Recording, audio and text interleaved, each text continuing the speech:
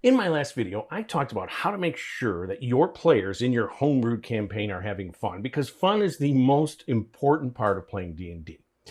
But it's a two-way street. The players also impact how much fun you're having. So today I'm going to give players 5 tips on how to help your GM, and by extension yourselves, have the most fun in the greatest game ever invented.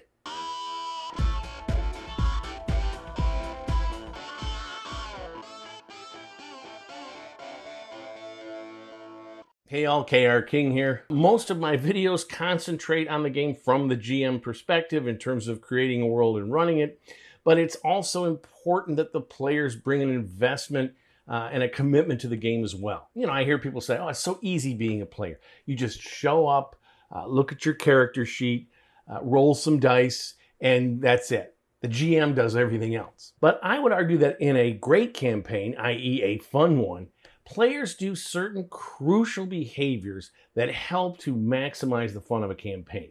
And of course, if you like what you see, please subscribe to my channel. I'm always looking for more. All right, number 1 is to know your character and be ready to play. You don't have to know every rule in the book, but when you choose a character class, you need to do your homework. You need to know how that character operates in the game and be ready to do that. So if you've never played a bard, but you think, oh, I really want to play one, and then you show up and you have no idea which spells to take or what skills or how to operate a bard or this or that, and you're constantly looking in the book or asking the GM and the other players and confused during battles, it's annoying, it slows the game down, it lessens the fun. I'm a rule book junkie. I like reading D&D manuals for entertainment, but not everybody does. And in fact, in some ways it can enhance the fun of a game when the players don't have every monster stat memorized, right? In real life, there wouldn't be a monster manual. You just meet these things and have to deal with them. And in fact, that's one of the reasons you homebrew monster stats, is because you have rule junkies who are out there and they've got every monster memorized. I know it does this or that, right? You want to throw them something they're not aware of. Point is, you don't need to know every rule,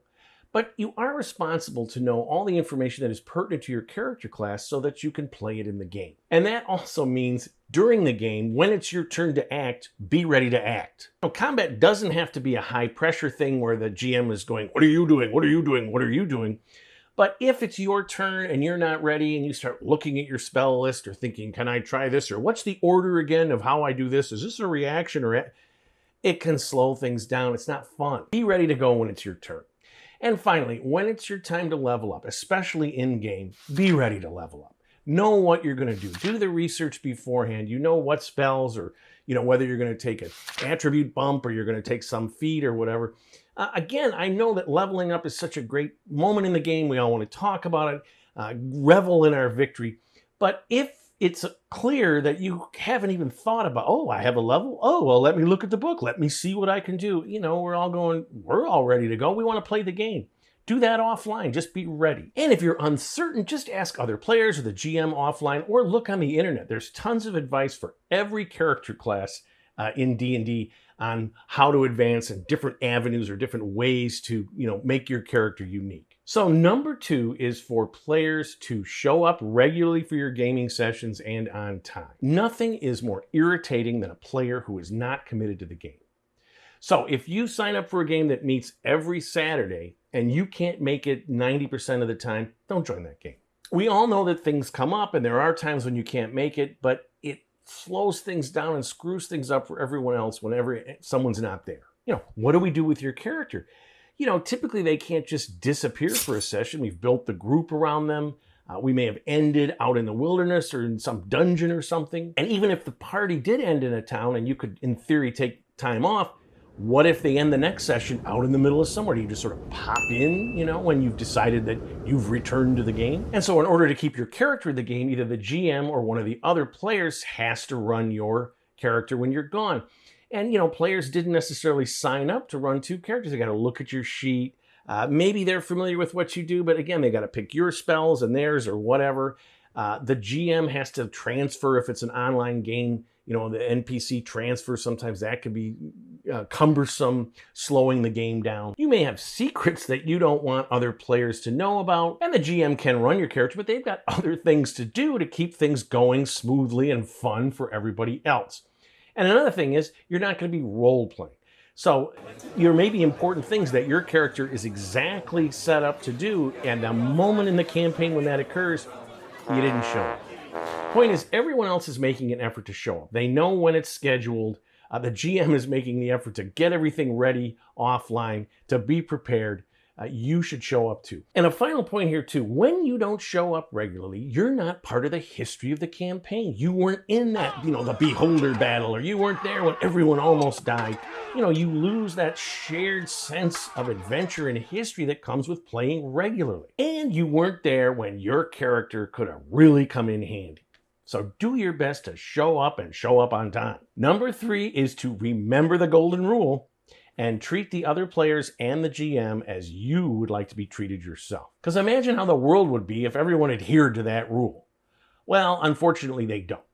But when we have a D&D game, we get a chance to create an environment where everybody does adhere to the golden rule. Be positive. Accept other players' mistakes, because you know what? You make them too. Don't bog things down with little side conversations or jokes with the other players unless it's pertinent to the game. And don't exclude other players in these things, because not only does it hurt the game, it's just rude. Don't hog all the space and always jump in to deal with the NPCs unless that's your role in the party and the other players are like, yeah, go for it. And when you do a recap of the run, mention contributions that every player made. You'd be surprised with newer players. They really appreciate that. And all coming out alive at the end of a run is a victory. And good teams celebrate victories, celebrate each other.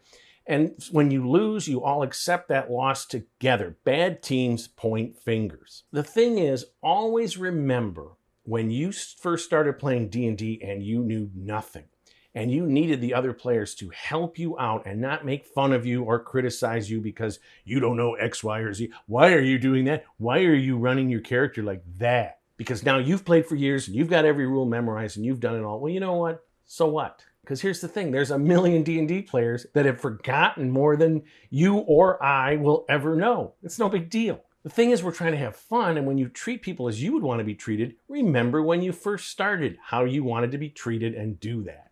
All right, number 4 is to think of the dice as your friend and not your enemy. The dice are the neutral arbiter of D&D, the nexus point between the players and the GM. When it's all said and done, when the players have prepared in advance and set up their attacks or done whatever to maximize their effectiveness, and the GM has set up his NPC or situational challenge, it's gonna come down to rolling the dice. Sometimes they go with you and sometimes they go against you. And we often remember the ones we've rolled and forget about the 20s, and it's the opposite with the monsters. Oh my God, another critical hit on my character. Well, first of all, in the long run, it all balances out. But secondly, and more importantly, you have to think like a gambler and play the percentages. If you have a very low chance of succeeding in an attack or a skill check, you got to accept that, maybe try something else. And if you fail an easy attack or a skill check, that's just how it goes. Because if you play the percentages, if you approach die rolling with the cool eye of a gambler, you will realize that it's the players that take way more advantage of the percentages than do the NPC. So the GM is running every monster, and this tends to make their attack plans before and during the battle a little simpler. They tend to make more excuses for the monsters not taking advantage of some of the percentages, whereas you're sitting there waiting for your turn, thinking about how do I maximize the percentages of what I'm going to do. And the thing is, a good GM wants the players to win, but not cheaply. They don't want to have to fudge rolls. They want it to come out with the dice honestly. They want you to think about how to make the percentages, make the rolls that win because you're smarter than the monsters. And how you do that is to remember the dice are your friends. And number 5 is to be forgiving to the GM. Now, this can be much easier if you've been a GM, if you've had to create a world in all these situations and then run different players, different personalities, ideas about what the game is like. But, that comes with the territory. Look, if you can't take the heat, stay out of the kitchen. You may say, I don't want to be a GM. That's why I'm just a player. That's fine. But remember all the stuff they're doing. So be forgiving if the GM stumbles a bit now and then.